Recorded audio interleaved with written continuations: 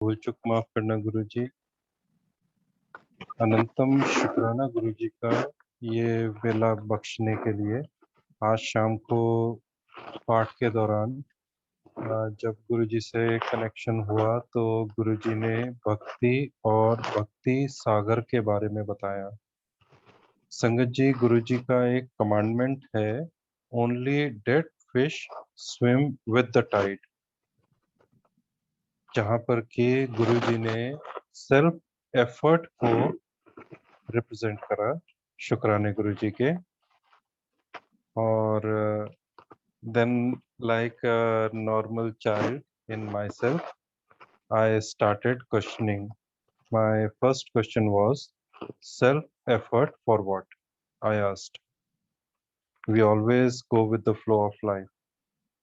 We are nowhere in the control of anything, any circumstance, what is happening throughout.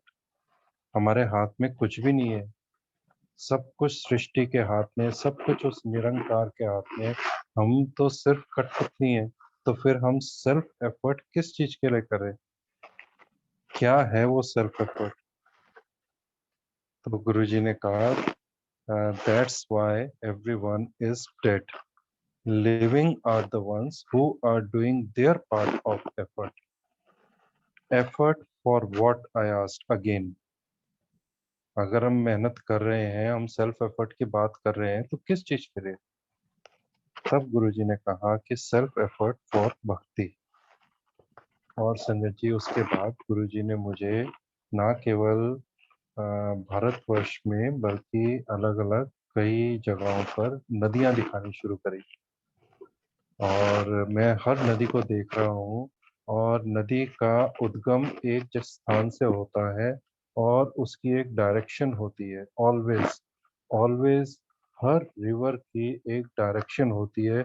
वो जहाँ से निकलती है उससे लेके और उसकी डायरेक्शन खत्म होती है जब तक कि वो सागर में विलीन ना हो जाए।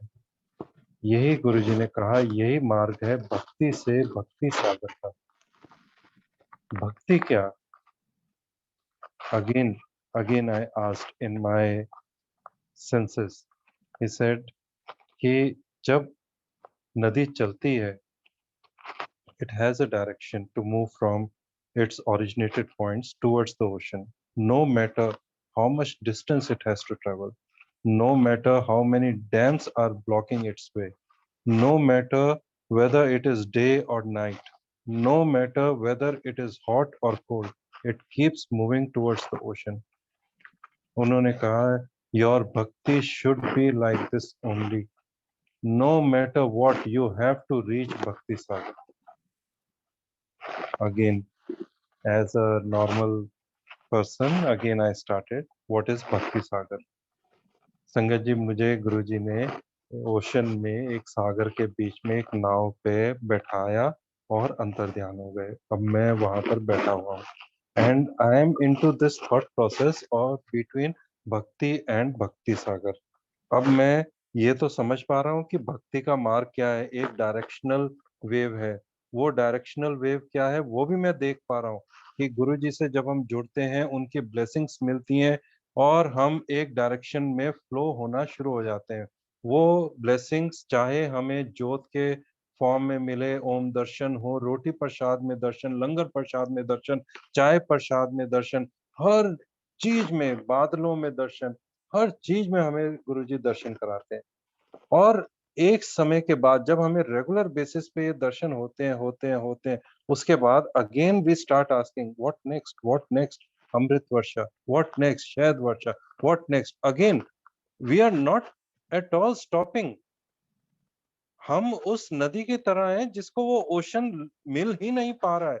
हम हर पल, हमारी हर एक्टिविटी भक्ति से रिलेटेड जो हम एक्टिविटी कर रहे हैं, वो उस पर्टिकुलर एक रिवर की तरह है जो कि ओशन की तरफ बहे जा रही है, लेकिन अभी ओशन उसे कहीं दूर दूर तक दिखाई नहीं दे रहा है।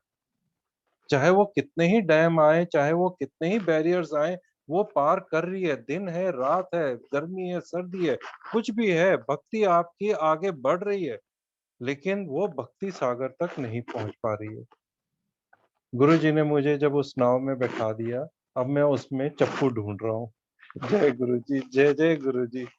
और संगत जी, मैं उसमें कुछ नहीं मिल पा रहा। मैं लाचार होके बैठ जाता हूँ और वापस गुरु जी का ध्यान करने लगता हूँ। हवा आती है और एक डायरेक्शन में ले जा लेती है नाव को। फिर एक हवा का झोंका आता है, वो दूसरी डायरेक्शन में ले जा लेता है। फिर एक लहर उठती है सागर में, वो मेरे को एक डायरेक्शन में ले जा लेती है। तब जब मैं जाप कर रहा हूँ तो गुरुजी वहां पर वापस आए और गुरुजी ने कहा कि करदा पिया है। मैंने कहा कि मैं आपका ध्यान कर रहा हूँ। तब गुरुजी ने फिर पूछा कि किस चीज के लिए, कहाँ पहुंचना है। संगत जी, वहां पर मेरे पास आंसर नहीं था कि मेरे को पहुंचना कहाँ है। सागर किसी डायरेक्शन में नहीं चलता।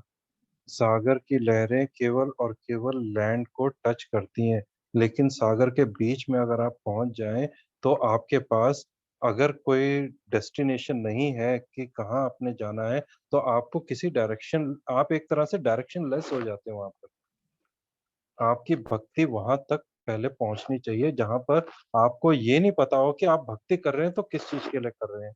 अभी तक हमारी सारी सकाम भक्ति है। हर चीज में कहीं ना कहीं हमारी लिंकिंग होती है। हमें ये मिल रहा है तो हमारी ये भक्ति काम कर रही है, हमें ये नहीं मिला तो हमारी ये भक्ति काम नहीं कर रही है। सारी सकाम भक्ति हमारी डायरेक्शनल भक्ति ही चल रही है, जो गुरुजी ने आज समझाया। और जो नॉन डायरेक्शनल है वो वहां पर पहुंचेगा, डेफिनेटली पहुंचेगा उस भक्ति सागर में। वो भक्ति सागर जहां पर कि हमें कोई अगर पार उतारेगा तो वो गुरुजी हैं और कोई नहीं है।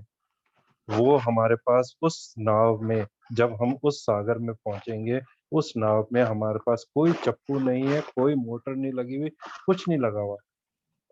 जिस डायरेक्शन से हवा आएगी हमें उसी डायरेक्शन में ले जा लेगी। लेकिन जब हम ध्यान करना शुरू करते हैं, गुरु का ध्यान करना शुरू करते हैं, तो गुरु हमें सोझी देता है, हमें बताता है, हमें इन सब चीजों से आगाह करता है कि हाँ, तुम्हें जाना किस तरफ है।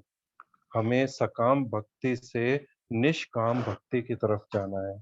हमें भक्ति से भक्ति सागर की तरफ जाना है। उस सागर की तरफ जिसकी अभी तक हम बूंद का एक कण भी नहीं बन पाए हैं। अभी हम उस बादल में पहुंच ही नहीं पाए हैं जो उस बूंद को लेके उस सागर में जाके हमें विलीन कर देगा।